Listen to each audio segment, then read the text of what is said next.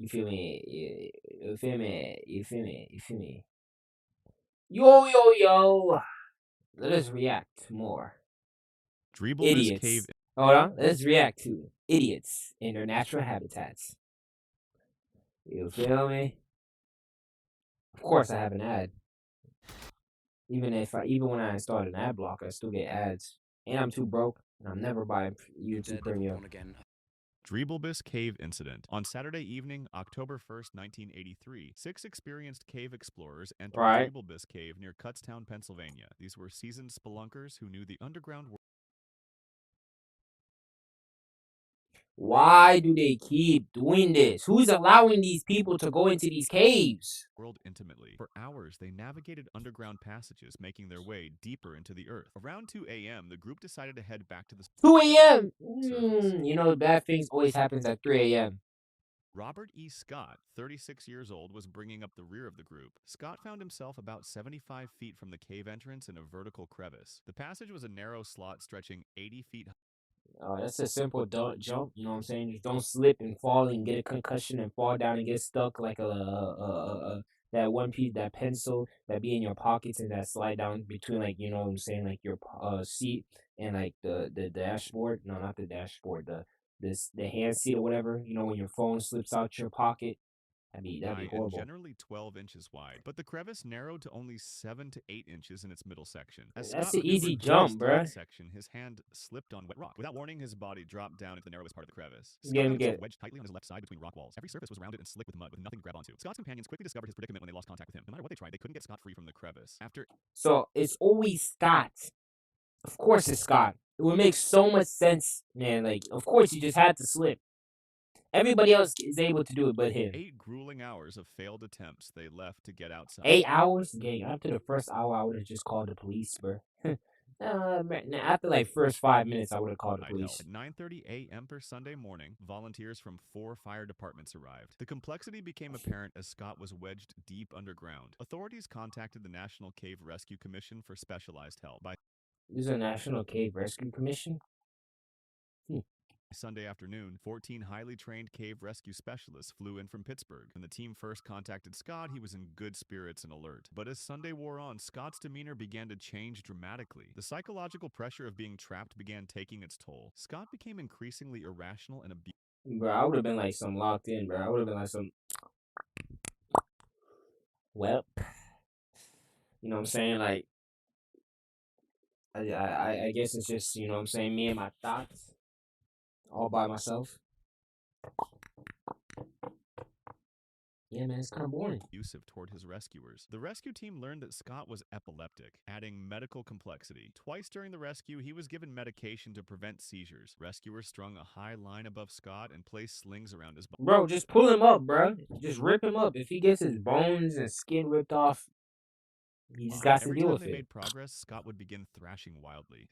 I would have slapped him, bro. I would have slapped him. Oh, you want to? Oh, okay. Finally, we get you up, and he starts moving around. I would have slapped. I would have left him there. Violent movements defeated any progress and Man, worsened his situation. bro, I would have left The him team there. established monitoring equipment to track his vital signs. Keeping him warm became critical as cave temperatures can cause hypothermia. They used heat packs, high-intensity lights, and hair dryers for warmth. Despite being trapped, Scott was able to eat and drink throughout the ordeal. But Scott's erratic behavior became the biggest obstacle to his rescue. He screamed abuse. Why is he do? Bro, I would have smacked him, bro. Knock him out. I would have been, you know what I'm saying, straight to the neck. He would have. You know what I'm saying? An unconscious body, you know what I'm saying? Like, you can now, like, we can move his body because now his brain is not, like, stopping us from doing stuff. Live to save him. The medical team recognized that sedation might be key to successful rescue. That's what I said. Doctors refused to authorize the use of tranquilizers or sedatives. Technical rescue efforts continued with inflatable airbags, grease. Oh, you don't want him to give us, you know, drugs to make him go fall asleep?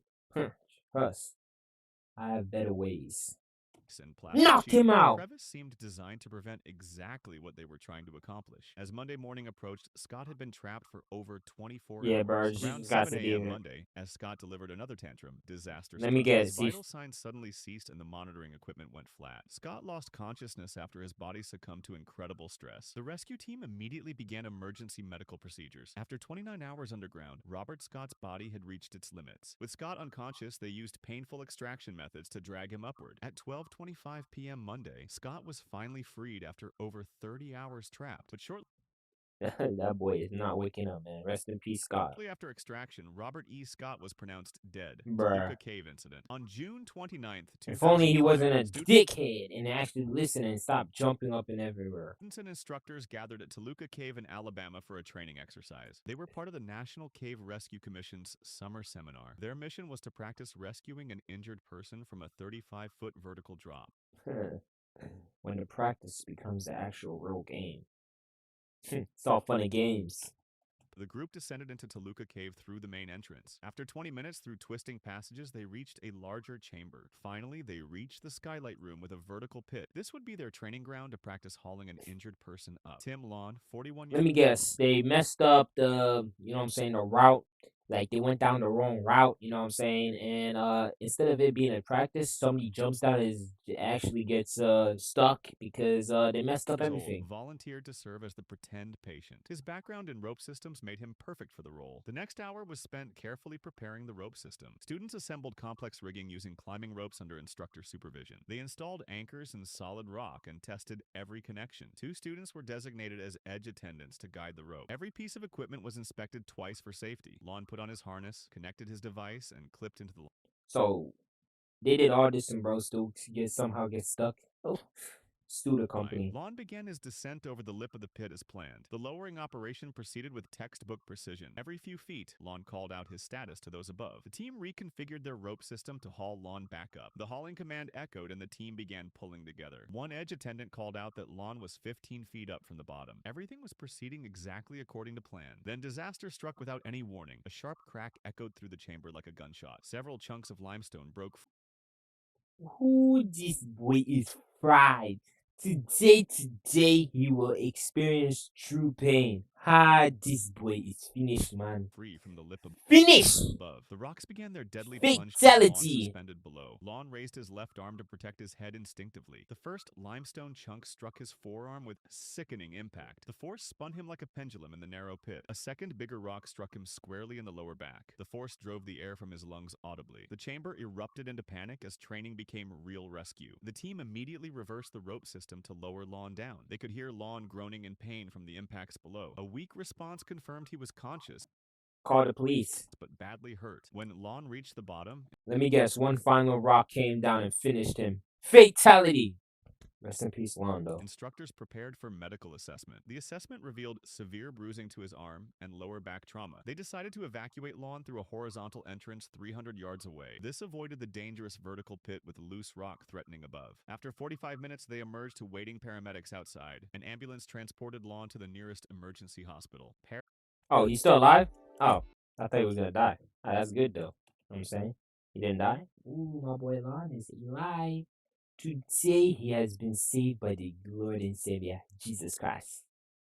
He is Savior. Springs Cave Incident. In September 1996, 2 recreational divers went to Paradise Springs in Marion County, Florida.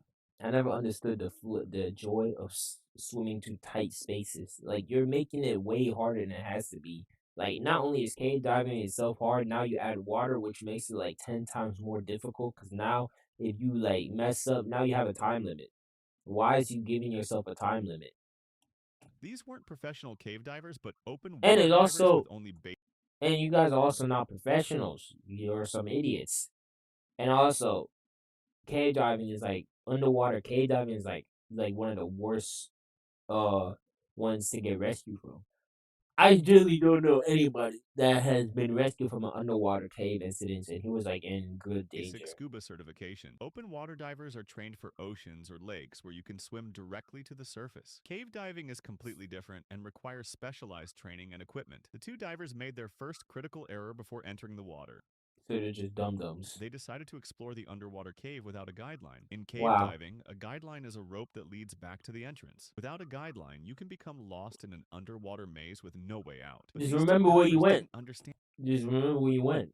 Simple this as that. fundamental safety principle. They entered Paradise Springs without any form of navigation aid. They relied only on their ability to remember the route back. The divers descended into the cave system, going deeper and deeper. They reached a depth of 148 feet, far inside the cave system. They were far from any natural light and completely dependent on artificial lighting. At I feel like this was a good time to turn around. 148 feet deep, they were in one of the most dangerous environments imaginable. Then disaster struck in the form of a silt out. Silt outs occur when sediment on the cave floor gets stirred up by movements. This creates a cloud of particles that reduces visibility to absolute zero. The two divers caused a massive silt out at 148 feet deep. The Ooh, clear water they was are suddenly fried. Today, they will die. Ooh, no, they are finished, man. Foolishness! by thick silt, making navigation impossible. In zero visibility, the male diver became separated from his partner. Losing contact with your dive buddy in Male, darkness is a nightmare. you took the huzz to a cave diving? Oh my gosh, man. Oh my gosh. Foolishness! Foolishness! Ah, you The male guys are diver some began searching frantically stupids, for a way man. out without a guideline. He was essentially swimming blind through an underground maze. In his desperate search, the diver made a fatal error. He attempted to squeeze through what he thought was a passage out. Ah, yes, man. Did you squeeze through a passage coming through? No. So why would you squeeze through a passage coming out? Woohoo! Mind blown.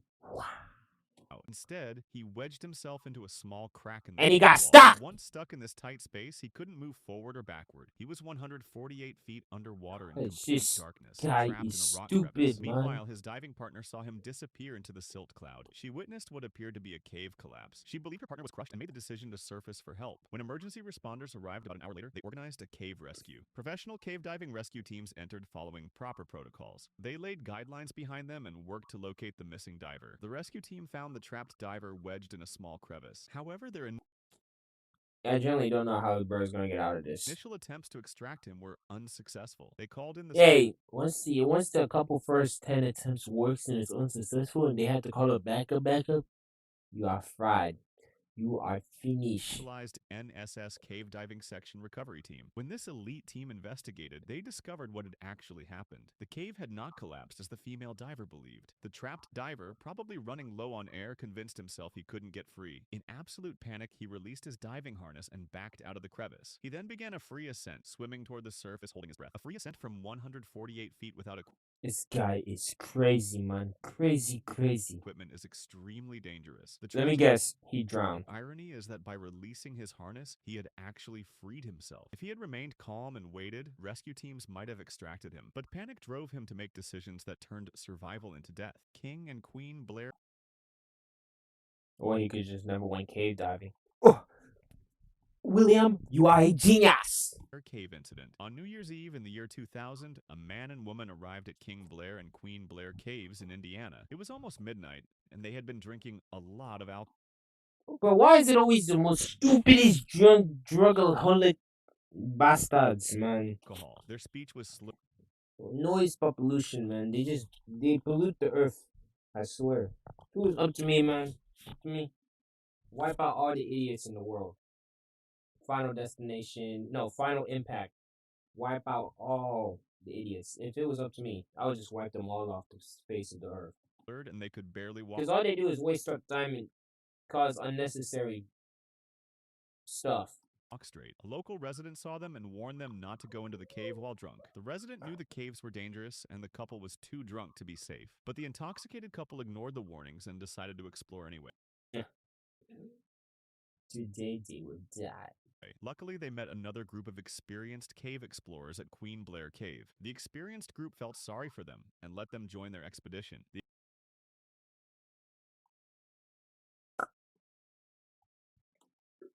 Some idiots. Some idiots, man. Idiot. Jesus, man. Jesus. Foolishness, man. Foolishness. These guys have the IQ of a walrus, man. An IQ of a walrus. How do you guys, like, just let this nonsense happen? Like, drunk couples? You feel bad for them? Feel bad for what? What did they do? Huh? Do you know them? Huh? You don't know them. What did they do? How much did they do? How much did they pay you? Was she that bad? Were you guys trying to like impress the huzz or something? It's like, why are you trying to? Why do you feel bad for them? The experienced cavers thought they could keep the drunk couple safe. At first, everyone explored the limestone passages of Queen Blair Cave together. The experienced spelunkers followed the normal routes through the underground system, but the drunk couple had trouble walking on the uneven cave surfaces.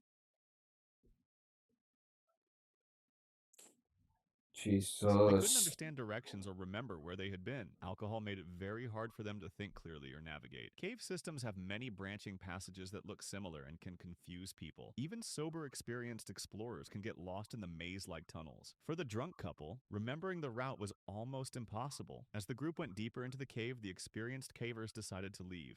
Oh yes, let's just bring a drunk couple into the cave with us. And he completely ignored them until it's time to head back. Great idea. Just great idea. You are, my friend, geniuses. They had reached their planned turnaround time and started heading back to the surface. But somewhere in the complex passages, the drunk couple got separated from their guides. They were confused about So like just nobody checked up on them? directions They are fried today. Today they are fried, man. Drunk and stupid. Drunk broke dumb high school kids. Dum dum dum na na na na na na. and couldn't keep up with the group. The experienced group finished their exit without realizing the couple was missing. So you brought the couple because you felt bad for them. Go on with the trip. Nobody checks them. Dip the couple. Separate from them. Left them by themselves because nobody wanted to check on them. And then leave the cave. Ah, man, these are worse people, man. These guys are great. These guys are worse. Are they some of the some vile, nasty, man? This is crazy. This is crazy. These guys are evil. They're evil. They are evil, man. Evil. Cave groups often spread out during exploration, so they didn't notice right away. By the time the experienced group reached the surface, the couple was already lost. Deep inside Queen Blair Cave, the drunk couple realized I they love how they just went from to locked in instantly. They're like that. Yeah. No, I had like were in 12 shots today. Instantly locked in. Today I will survive. serious trouble. Their impaired navigation skills made it impossible to find the way out. Hours passed Not gonna lie, and they went back to like I said, not gonna lie, if it was me, bro, I would have just guessed one and keep it pushing. And we'll eventually find the right one. And if we go dead end, bro, just reverse until you memorize, man. Simple thing. they wandered through passages trying to find the exit. Their flashlights gradually dimmed as the batteries drained away. The couple had brought vodka with them and kept drinking in the No, yes. Just keep drinking vodka, man. It will completely take away your pain and suffering and the immediate danger that you guys are in. cave. Instead of thinking clearly to solve their problem, they made it worse by drinking more. When their water ran low, they drank water from the cave. Cave water can contain harmful bacteria and chemicals that make people sick. As their situation got worse, they made an even more dangerous decision. They started burning their clothes to create warmth and These guys have the combined IQ of an idiot, man. These guys, man. These fools, these idiots. light. Fire in Idiots. caves uses up oxygen Idiotic. and creates deadly poisonous gases. The burning clothes filled the cave with toxic They burn clothes in a small closed space environment. And they say that oh man, oh man.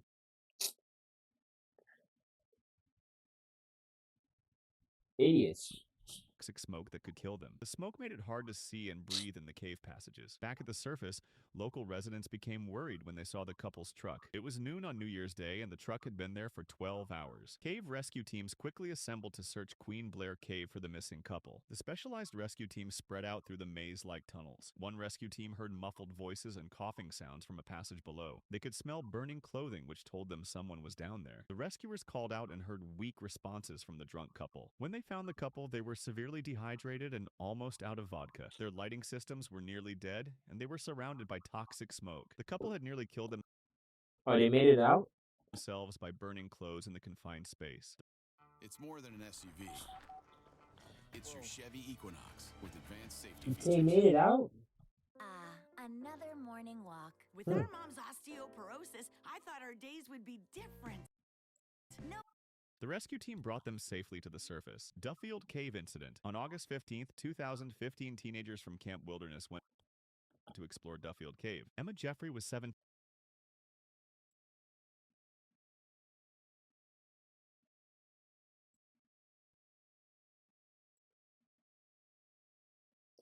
Let me just stop sharing real quick. Yes. Gotta continue the video. 17 years old and one of the most experienced cavers in the group. Their youth Oh, group leader, okay. Mr. Peterson, led them into the dark limestone cave. The first hour went well as they crawled through wide passages and large chambers. Then they reached a very difficult passage that local cavers called the Pretzel. The Pretzel was named this because it twisted and turned. Wait, hold up. It's because it's shaped like the pretzel, the snack. Genius. Through the rock like a giant pretzel. The passage What? forced No, explorers. then why didn't you guys just call it the snake? No, that's stupid. That doesn't even look like a pretzel. The explanation doesn't even make sense like a pretzel. If anything, it should be called the snake, the rope, the type. The pretzel was named this because it twisted and turned through the rock like a giant pretzel. That The does not passage look like a pretzel. It doesn't even twist like what are forced you? explorers to bend their bodies in almost impossible ways. It started as a low crawl, then curved up, twisted left, dropped down, bent right, and angled up again. Most of the group decided the pretzel looked too scary and turned back. But Emma had conquered difficult cave passages before and wanted to try it. She studied the twisted route and mapped it in her mind before entering. Emma entered head first, army crawling through the initial narrow section. Her headlamp showed smooth limestone walls that were just wide enough for her shoulders. The first upward turn went okay as she twisted her body and pushed with her feet. The left turn was harder as she had to rotate her entire body like a corkscrew. Her right shoulder pressed against one wall while her left hip touched the other. The downward section felt like sliding into a mail slot as the space got tighter. Her chest was compressed against the floor and her breathing became shallow. I'm lost for words from this idiocy, man. I can't keep watching people die like this. But the right turn was where everything went horribly wrong. Emma's body had twisted through all the previous sections perfectly until this moment. As she tried to make the right turn, her body simply ran out of room to move. Her right shoulder jammed against one wall and her left hip wedged against the other. Her legs couldn't find any way to push forward or pull backward. The limestone passage had become like a straitjacket holding her in place. Panic hit Emma as she realized she couldn't move in any direction. Every attempt to shift position only wedged her tighter into the twisted passage. Her heart pounded and her breathing became rapid and shallow. She tried to call for help, but her compressed chest could only make weak sounds. Finally, one of her friends noticed she hadn't come out of the passage. They called her name and realized Emma was trapped inside the pretzel. For the next 4 hours, her friends tried everything to rescue her. They pulled on her feet, but the twisted passage prevented straight line pulling. They pushed from behind, but this only made her more stuck. Someone brought water to pour around her body to make it slippery, but the limestone absorbed the water and Emma became dangerously cold. Hypothermia began setting in as her body temperature dropped. She started shivering uncontrollably, which made the tight space feel worse. Her thinking became confused and she began talking to the cave walls. Above ground, emergency vehicles arrived with police, firefighters, and paramedics, but none of the responders had experience with cave rescue. They sent their And you guys get idiots, man. People that ChatGPT the homework assignment to save me. Yeah, their GG's. smallest firefighters into the cave, but they couldn't reach Emma. As the sun set, someone called experienced cave rescuers from the area. These expert cavers knew how to move through impossibly small spaces. The smallest rescuer reached Emma and analyzed the entire situation. The solution was simple but embarrassing. Emma's wet clothing was making her bigger. In the tight pretzel passage, even a half-inch difference meant the difference between freedom and imprisonment. The rescuers carefully removed most of Emma's clothing. They applied cooking oil to her skin to make it slippery against the rock. The extraction took another hour of careful, coordinated work. They had to support Emma's weight while guiding her through each twist. When Emma finally emerged, she was barely conscious from hypothermia and exhaustion. Paramedics wrapped her in warming blankets and gave her IV fluids. Emma spent 2 days in the hospital recovering from the ordeal. 2 days? Ha! I would have never went cave diving again. Maryland Mine Cave Incident. On May 25, 2003, Travis McKellis and his family were exploring an old abandoned mine in Idaho. Travis was 25 years old and an experienced climber who knew how to use ropes safely. While they were looking around the Maryland mine site, their dog ran ahead of the group. The curious dog fell into a deep mine shaft that was 125 feet deep. The family couldn't see or rescue their dog that day, so they went home. Travis decided to come back the next day with proper climbing equipment to save the dog. On May 26th, Travis returned to the mine with his family to attempt the rescue. He set up his ropes carefully using his years of climbing experience. His anchor points were solid and his equipment was properly arranged.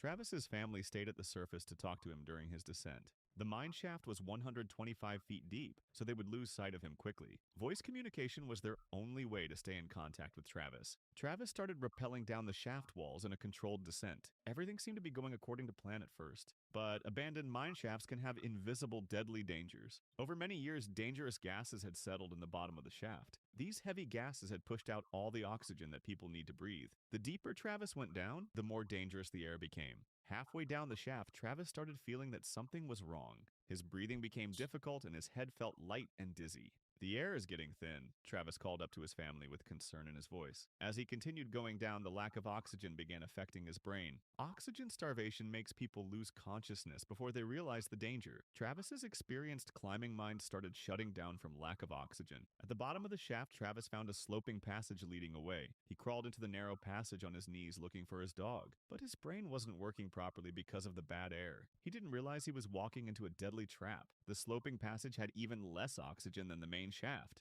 Travis lost consciousness within moments of entering the passage. His body struggled against oxygen starvation but couldn't survive. The lack of oxygen shut down his brain and basic life functions. His family above called frantically but got no response from Travis. The rope hung motionless and they realized something terrible had happened. They couldn't help Travis without entering the same dangerous environment. The family called professional search and rescue teams for help. The rescue teams knew they needed special breathing equipment to enter safely. A professional rescuer with an air pack was lowered into the shaft. The air pack gave the rescuer clean air independent of the deadly shaft atmosphere. At the bottom, the rescuer found Travis's body in the confined space. Travis had died from hypoxia, which means death from a lack of oxygen. There were no signs of injuries or equipment failure, just oxygen starvation. The recovery team carefully brought Travis's body up the 125-foot shaft. His family was devastated by losing both their dog and Travis. Birthday party, karate, swim meet. Walmart Pharmacy could save you a stop by delivering prescriptions. Who Hmm. knew?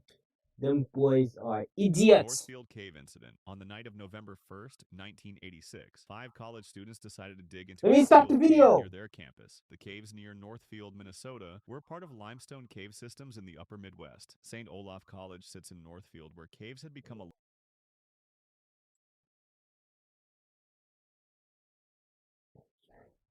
Anyway, y'all.